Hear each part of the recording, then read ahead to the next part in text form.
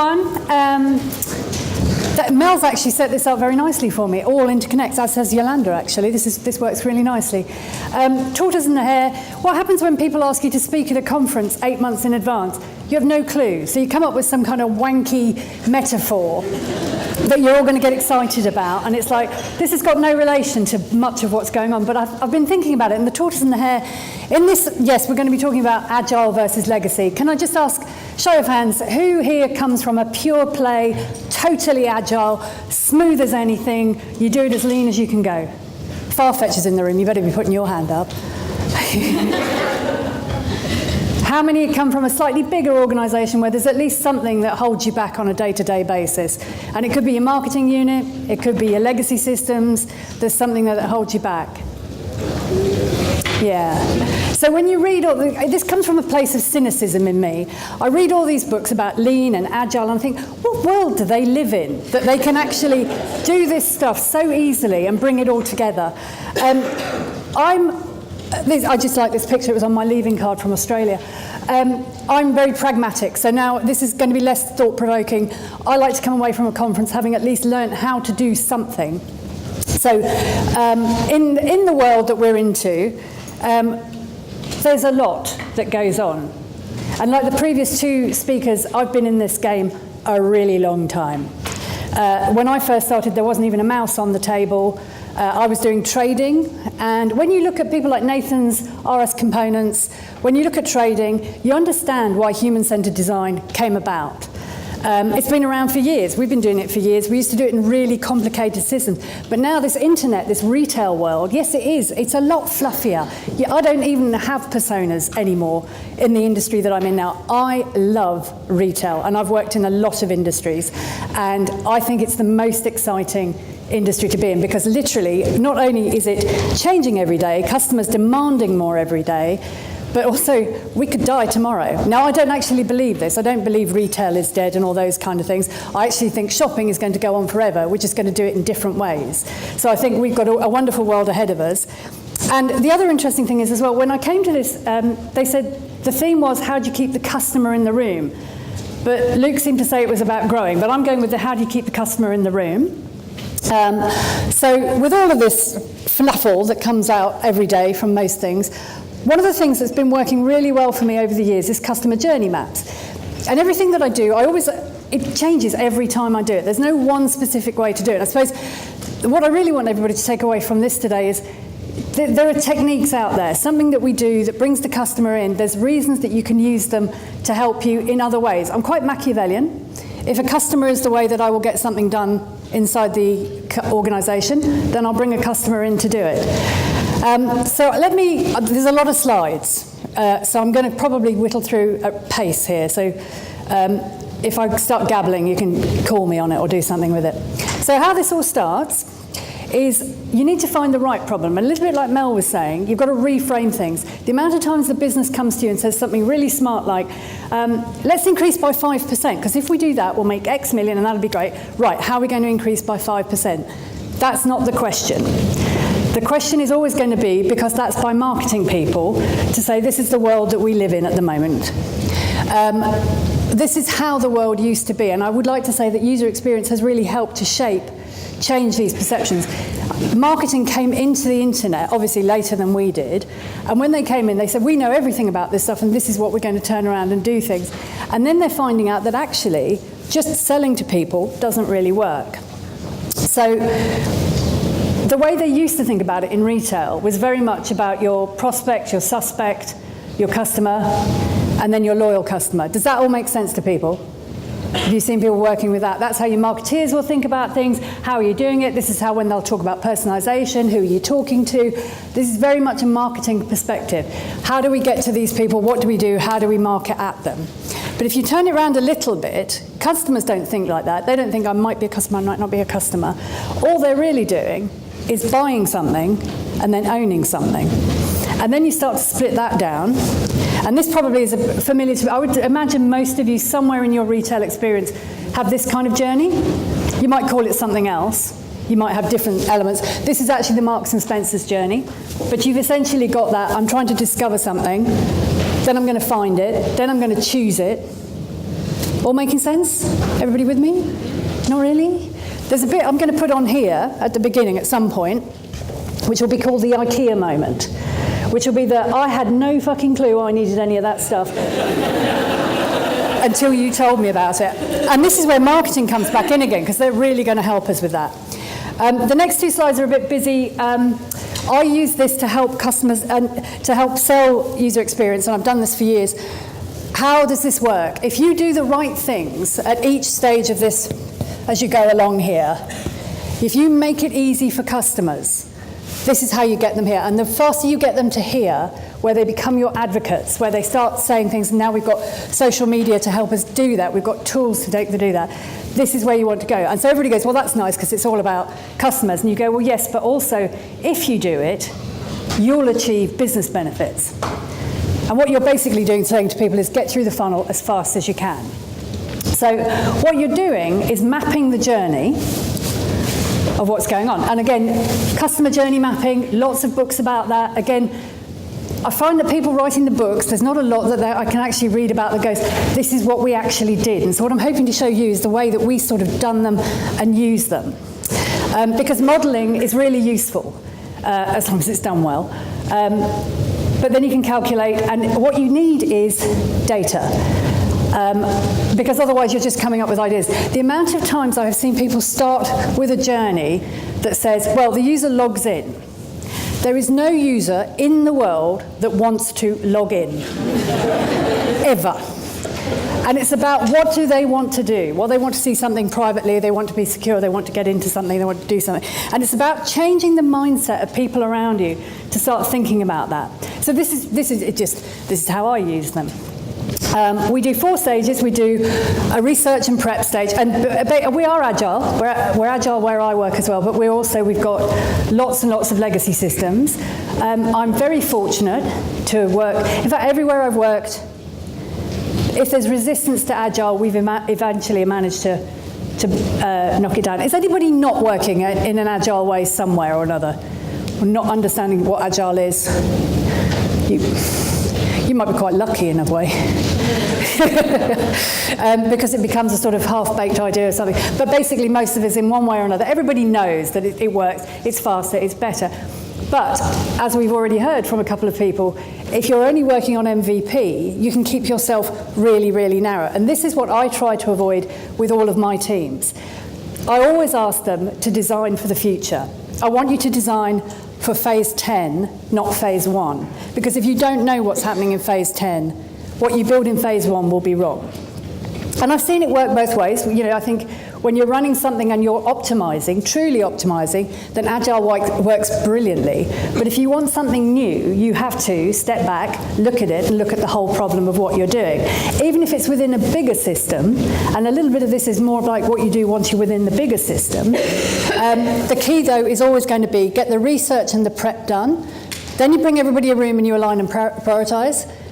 Basically getting the multifunctional alignment together, and then you start mapping out and planning. Whereas I think a lot of people think with Agile you have to jump straight in and do stuff. So the first thing that we do is the research and the prep. This is where your hares and your tortoises have to come together. You have to, I think my UX team, I like to think of my UX team as the glue across the company. I want them out, talking to everybody, seeing what's going on. We were talking in the break about things and how do you know, so Yolanda, when you're talking about that there's a bigger impact with things that we do, delivery that we know in the retail world at the moment, you deliver, and yes, we've got the next day delivery, whatever. Everybody knows the millennials are coming in, and basically they're going to start buying and choosing their retailers based on a whole different criteria, because actually it's a fairly commoditized environment already. It's pretty much A or B, or C or D or E, and you're going to go with other things that you want to know about. Now, the Mayor of London has got a massive campaign to reduce pollution. So already the work is going on to how do you get just one van to deliver to everybody. So imagine that on your delivery page. You're now going to say, yeah, you could do this if you want, but actually we'll charge you more if you want your next day delivery. Because the eco-friendly van that delivers your Amazon book, but also your Abel and Cole food and your M&S knickers, is actually going to bring it all together on one truck. And you might wait another day for it, but you, as that kind of person wants to say, that's actually the kind of supplier that I want to go to. So we as designers have to be ready for that. That's the curiosity we should have. Know this stuff is coming, and know that what you design has to include that in the future. No, it's not going to happen tomorrow, but if you're not thinking about it, then you're just going to keep looking at these little thin slices. So everything in there, talk to everybody, understand that. So this is not just everybody in the organisation. What is going on? The Mayor of London, what's he doing? How's this going to impact us? But anyway, the idea is you are talking to the hares and the tortoises, so you know what's going on.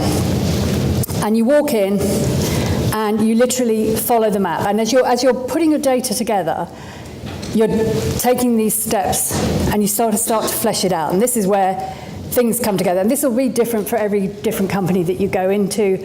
But again, that first bit, that discovery bit, that's the huge area. How do people know about what they're doing? How do they know that you sell the product? Obviously, I work for a hugely well-known brand. But when you work for a smaller brand, what do we have? I just met somebody, Honeybee, is that what we talked about? I've never heard of it. You've got to think about how you get that particular brand out there and what you're going to do with it. How do you get to top of mind with people, or even make a cult out of something? Make it something small, make it something niche. Where do you go with that? It isn't just from when they come to the website. How do we get them to the website? How do we get them into the store? And then each one of those sections breaks down. So even the discovery phase actually has different areas of it. First of all, you've got to get that awareness. How do we get the awareness there? What are we doing? What are the little techniques that we're doing there? And then they're going to suddenly start thinking, right, what is this place? Marks and Spencer's? What do you speak of? Let me go and see what this is. And then you go, oh yeah, this is it. M&S has what I need. I'm going to go in there and I'm going to have a look. And you do that with all of the different bits. And then for each section, you start to look at what the influences are. And this is where your social influence will come in as well. But you've got people that you're interacting with, you've got the marketing things that you're interacting with, the environments, any policies, the legislation that comes in. So if you're working in the medical, the pharmaceutical world, this is a massive part that will come in the legal world, the banking world. Everything here influences what you're doing.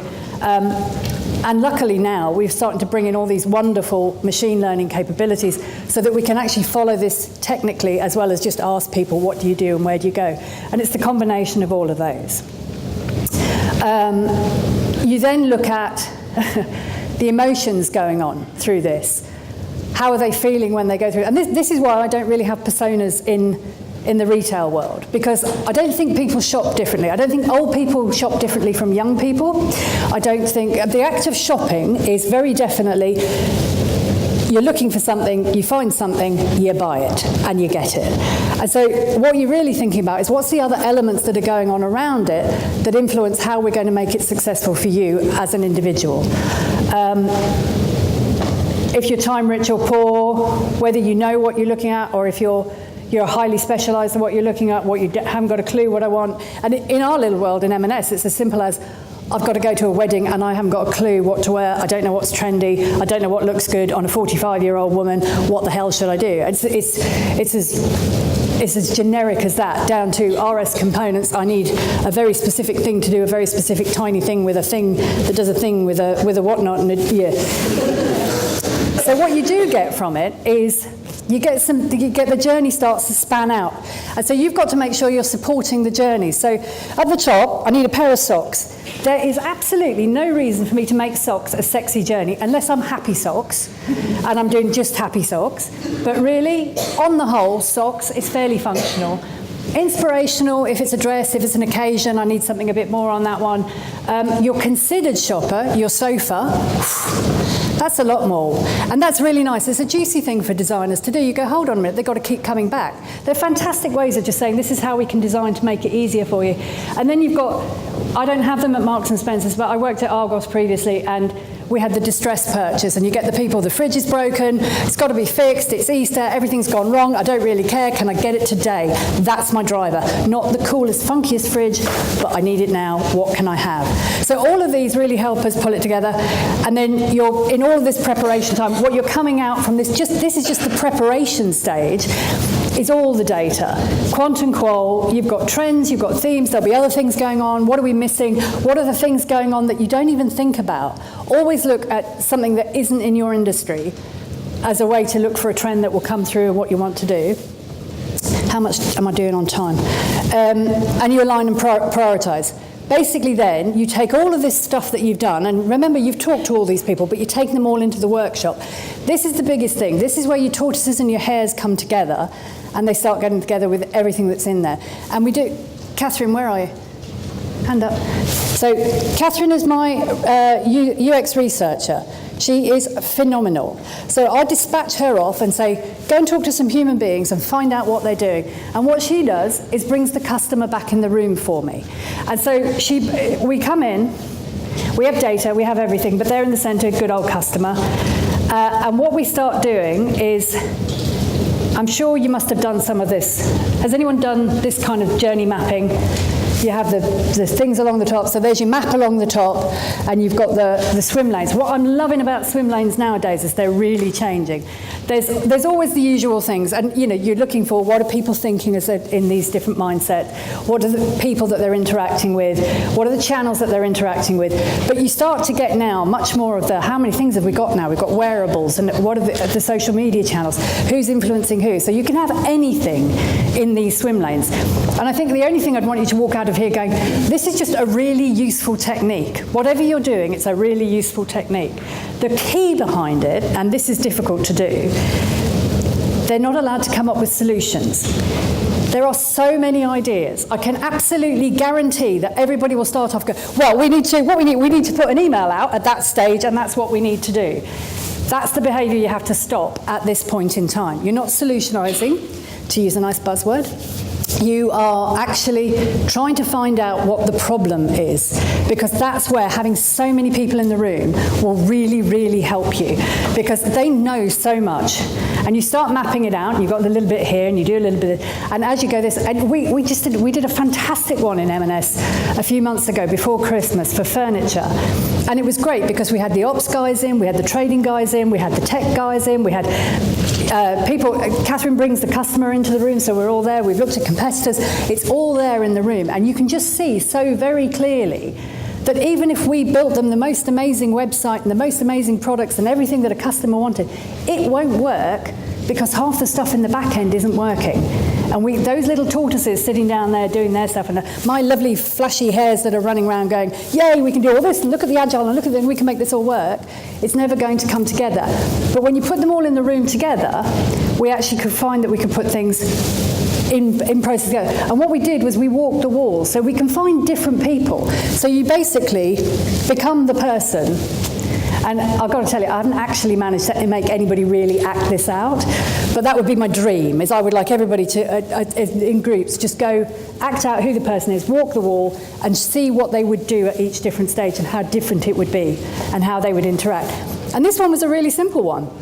We literally split the swim lanes into the business and the customer across the journey. What were the pain points and what were the good things? Because you never want to throw the good things out. The good things are working. Work on the good things, but change the bad things.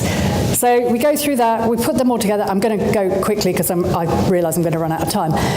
Then what happens is we do a bit of a good old affinity sort, because you can't do anything without a good old affinity sort. We pull that together while everybody else has a cup of tea. And then Catherine's idea was, why don't we get them to vote on which one to do? And this was actually a really good turning point for us.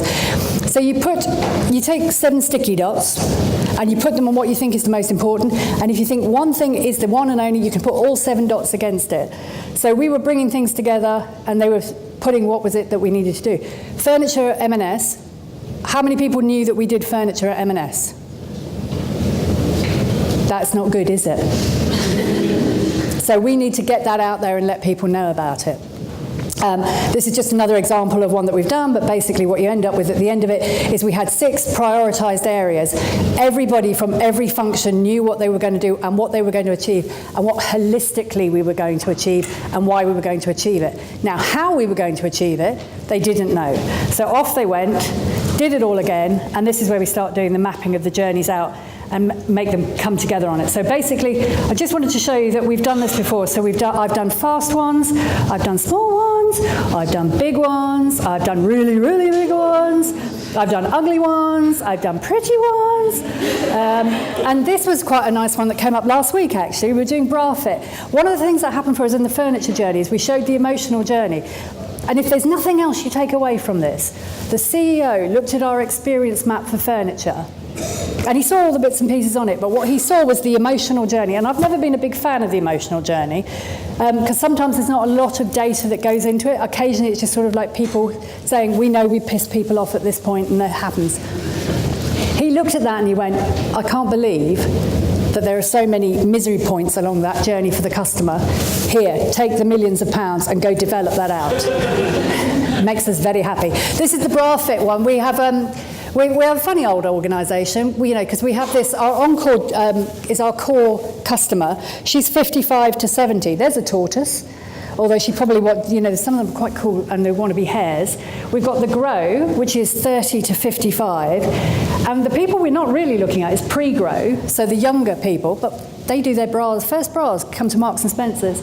And then we've got this lovely section, which are the people in body change. So if you've got transgender or post-surgery or something like that. And so this is obviously a very emotional connection here when you're designing for something like this. This isn't your usual shopping journey. This really is a nice hand-holding. How do you get it's a service design as well. How do you get the stores to work with this? And this is where this all becomes really, really lovely. So I'm becoming a bit more of a fan of emotional mapping right now, because it really helps to show we've got people who we know we can service digitally, but we've got other people that we know we need to have a full service design for. This was the map that went in for the furniture, and we literally did T-shirt sizes. It's a T-shirt with a size on. But this is where you have this is where your tortoises are really coming in down here, because your hares are going, yep, get that out, we'll do 5 sprints, we'll have that done. And the tortoises are saying, well, hang on. You've just touched 15 of our systems, and now we can't do this, and we need to do this. And what they don't do is go, right, well, we can't do that, that's too difficult. Because they've been involved in the process, they go, right, what can we do to try and help enable you guys to move forward? And so what we have is tortoises and hares all talking to each other, having a nice cup of tea and not running a race, but we're all on the same race together. Actually, I just realised that's the wrong kind of picture, isn't it? They probably all look like they're just sitting around having a cup of tea and not getting on with the race. Right, we'll move on then. So then you map and plan, and then basically how this helps is you have the customer journey when you're doing your backlog, and if you follow the customer journey every time that you do your work, you're keeping the customer in the room. So everything is focused on what the customer needs to do. And with this is an inception where they're deciding what the backlog is and where things go and what's in scope and out of scope. Out of scope doesn't mean it's not happening, it just means it's happening later. And then as you use your stakeholders, you're still following that customer journey. So this is actually a banking app. I was in wealth banking for quite a while. And on that wall was the customer journey. Luckily, the MD there, he was a big fan of walls, and we would have everything up on the wall. We papered. When I first arrived in the bank, they said, no, you can't put things on walls. And I said, yeah, I'm still quite, I'm with my Dell, but I'm still non-digital, and I like a bit of paper, because it just helps them see. And they followed the journey through, and below it, you had all the technical diagrams that were needed to support all of this. And all of this really did support an agile process. It drove into the overarching, we had 27 streams going to deliver one project, from the very, very technical to how are we even going to get to the customer side of things. And so that's really the how and the why of it. Does that kind of make sense to people? The why is, I think, fairly obvious to most of us in this room. There's so many influential factors on who you are, what you're interacting with, what you're using. Seriously, having come from this from such a long time back, used to be that technology dictated what you did. And users just used to use technology and go, God, I can't keep up, good Lord. Now customers are way ahead. They know everything. Their expectations are super high. Everything they interact with, this is what we want to do. Technology keeps moving, and the user base keeps getting bigger. That whole thing of old people don't use this stuff doesn't work anymore. Just a little diagram of all that kind of thing that you would be used to. This is quite a nice experience map that I think really shows, but this goes back to my thing of you don't just want to log in. When Starbucks does an experience map, they think about you from the minute that you think that you want a cup of coffee, so you're coming towards Starbucks, what are you thinking about? Even to the point that you've bought the cup of coffee, you've gone out and you're sitting in your car, how do they still want you to be feeling all the way along? And this is the power of these experience maps. And it just, sadly, it also is the power of retail and how we keep the money flowing in. So the moral of this ridiculously mixed meta-fable is there's always a 600-pound gorilla in the room, and you really should pay attention to it rather than try and ignore it. The hares can't win the race on their own. That's it.